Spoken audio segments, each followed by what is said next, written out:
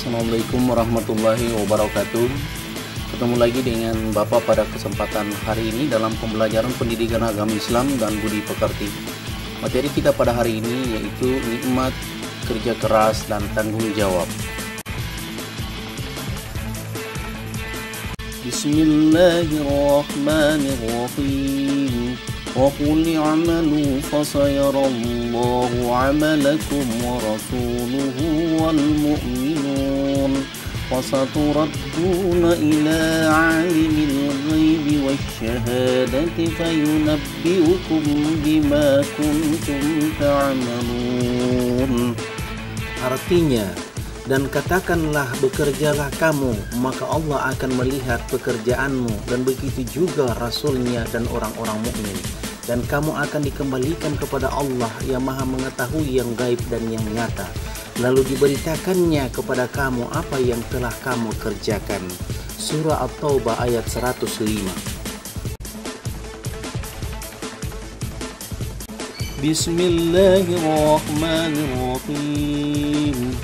وَقَالُوا قُلُوبُنَا فِي أَكِنَّةٍ مِّمَّا تَدْعُونَا إِلَيْهِ وَفِي آذَانِنَا وَقْرٌ وَمِن بَيْنِنَا وَبَيْنِكَ حِجَابٌ فَاعْمَلْ إِنَّنَا عَامِلُونَ. Artinya, dan mereka berkata, hati kami sudah tertutup dari apa yang engkau seru kami kepadanya, dan telinga kami sudah tersumbat, dan di antara kami dan engkau ada dinding.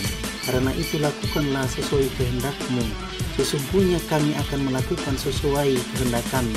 Surah Al-Fussilat ayat 5.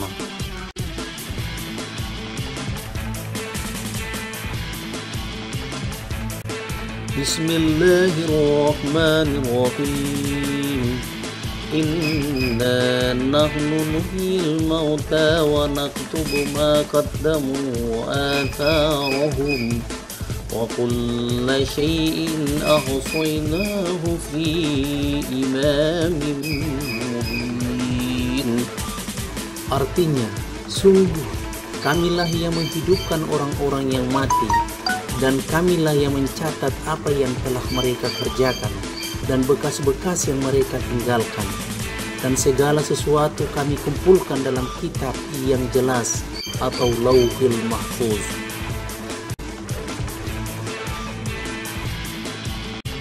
Pandangan Islam tentang kerja keras. Kerja keras merupakan kewajiban dalam ajaran Islam.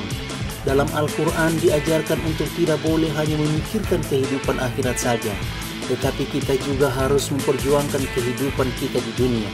Kedua hal ini, dunia dan akhirat, harus seimbang untuk diperjuangkan. Tidak boleh hanya memilih akhirat atau dunia saja.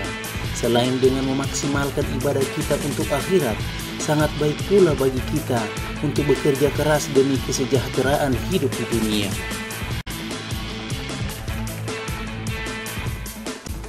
Ajaran Islam tentang kerja keras. Pengertian kerja keras. Kerja keras berarti melakukan suatu kegiatan atau sesuatu yang dilakukan untuk mencari nafkah. Kerja yang dilakukan oleh manusia bertujuan untuk memperoleh makanan, pakaian, jaminan, pengakuan, dan kebahagiaan hidup. Kerja keras bermakna melakukan suatu kegiatan untuk mencari nafkah dengan sungguh-sungguh. Kerja keras untuk mencapai harapan dan tujuan atau prestasi yang maksimal, disertai dengan tawakal kepada Allah Subhanahu wa Ta'ala untuk kepentingan dunia maupun akhirat, sebagaimana yang dijelaskan dalam Quran Surah Al-Qasas ayat 77. Bismillahirrahmanirrahim. Wabtaghi fima ataka Allahu ad-daral akhirata wa la tansa nasibaka minad dunya وأحسن كما أحسن الله إليك ولا تبغ الفساد في الأرض إن الله لا يحب المفسدين. Artinya, dan carilah pahala negeri akhirat dengan apa yang telah dianugerahkan Allah kepadamu, tetapi janganlah kamu lupakan bagianmu di dunia, dan berbuat baiklah kepada orang lain, sebagaimana Allah telah berbuat baik kepadamu. Dan janganlah kamu berbuat kerusakan di bumi. Sungguh Allah tidak menyukai orang yang berbuat kerusakan. Surah Al-Qasas ayat 77.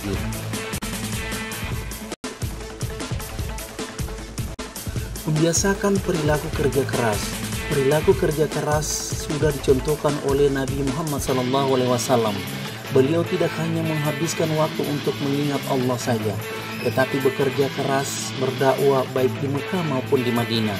Berdasarkan hal tersebut, kita dapat mencontoh Nabi bahwa kita diperintahkan oleh Allah dan Rasul-Nya untuk membiasakan perilaku bekerja keras.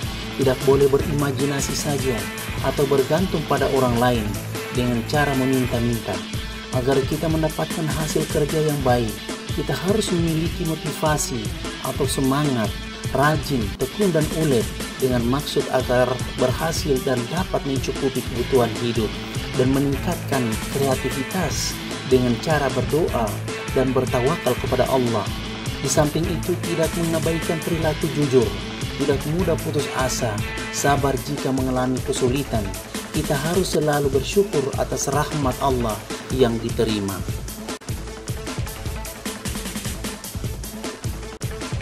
Cara membiasakan diri untuk berperilaku kerja keras.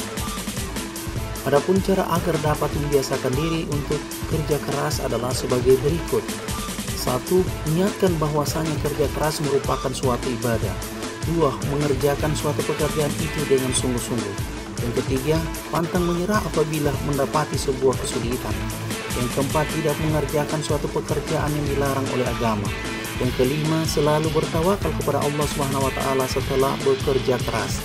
Yang keenam, selalu bersyukur dengan hasil yang didapat dalam suatu pekerjaan. Yang ketujuh, selalu bersabar apabila hasil yang didapat tidak sesuai dengan apa yang kita kehendaki.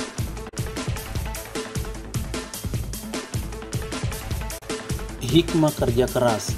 Allah Subhanahu wa Ta'ala telah menyuruh kita untuk bekerja keras, karena bekerja keras dalam Islam memiliki banyak hikmah dan manfaat terhadap lingkungan. Adapun hikmah bekerja keras diantaranya adalah sebagai berikut. 1. Dapat mengembangkan potensi diri, baik berupa bakat, minat, pengetahuan maupun keterampilan. Yang kedua, dapat membentuk pribadi yang disiplin serta bertanggung jawab. Yang ketiga, mengangkat harkat martabat diri baik sebagai makhluk individu maupun sebagai masyarakat. Yang keempat, dapat meningkatkan taraf hidup dan meningkatkan kesejahteraan. Yang kelima, dapat mendorong untuk hidup mandiri dan tidak menjadikan beban bagi orang lain. Yang keenam, dapat memenuhi kebutuhan hidup diri dan keluarga terpenuhi. Yang ketujuh, mampu menjalani hidup layak. Yang kedelapan, menimbulkan rasa sayang apabila waktunya terbuang dengan sia-sia. Yang kesembilan, dapat meraih cita-cita menjadikannya seorang yang dermawan. Yang kesepuluh, yang utama hikmah dari kerja keras adalah disukai Allah Subhanahu wa Ta'ala. Yang kesebelas, mendapatkan pahala dari Allah Subhanahu wa Ta'ala karena niat kerja keras yang diniatkan karena Allah Subhanahu wa Ta'ala merupakan bagian dari ibadah. Yang ke-12, dapat memelihara kemuliaan sebagai seorang muslim.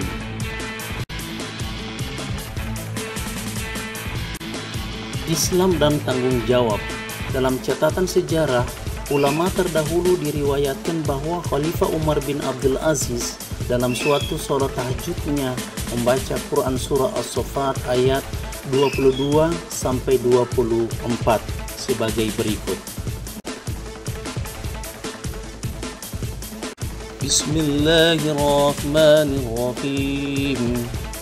Uhsyirul ladzina zalamu wa azwajahum wa ma kanu ya'budun min dunillahi fahduhum ila siratil jahim waqifuhum innahum mas'ulun. Artinya, diperintahkan kepada malaikat, kumpulkanlah orang-orang yang zalim beserta teman sejawat mereka dan apa yang dahulu mereka sembah selain Allah, lalu tunjukkanlah kepada mereka jalan ke neraka. Tahanlah mereka di tempat perhentian, sesungguhnya mereka akan ditanya. Quran surah Al-Saffat ayat 22-24.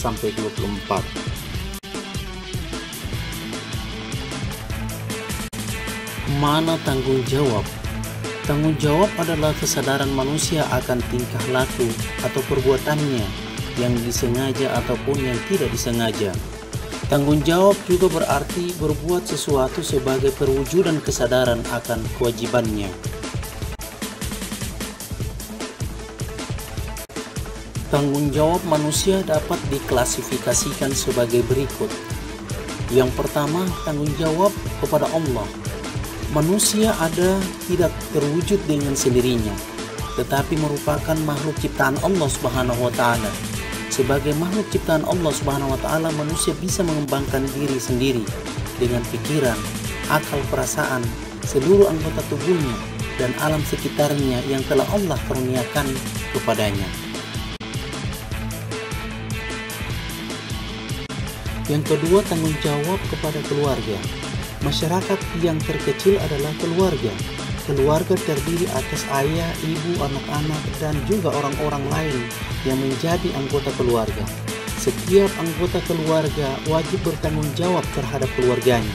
Tanggung jawab ini menyangkut nama baik keluarga. Namun tanggung jawab juga merupakan kesejahteraan, keselamatan, keamanan, pendidikan, dan kehidupan.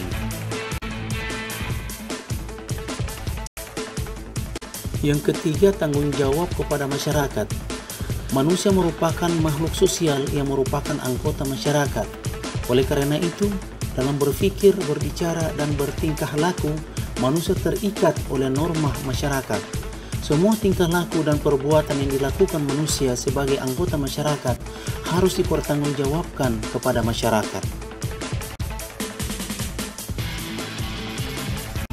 Yang keempat, tanggung jawab kepada bangsa dan negara. Suatu kenyataan bahwa setiap orang merupakan warga negara suatu negara. Manusia terikat dengan norma-norma atau peraturan hukum yang dibuat oleh suatu negara. Seseorang tidak dapat berbuat sesuai dengan kemauannya sendiri. Apabila perbuatan seseorang itu salah dan melanggar aturan, ia harus bertanggung jawab kepada negara.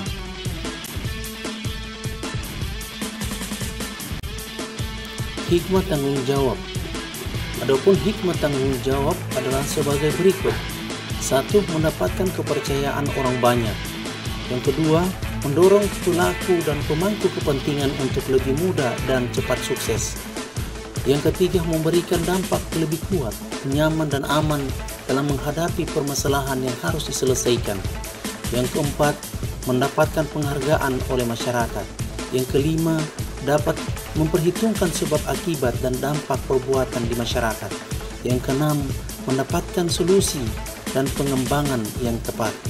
Yang ketujuh, akan merasakan lebih tenang, aman dan nyaman dalam segala hal.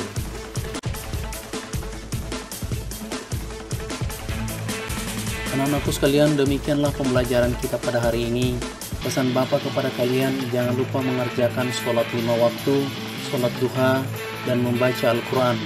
Tingkatkan ibadah sunnahnya, dan jangan lupa memprioritaskan, mendoakan, serta membantu kedua orang tua dalam segala hal. Karena semua itu adalah bekal abadi kalian di akhirat nanti. Assalamualaikum warahmatullahi wabarakatuh.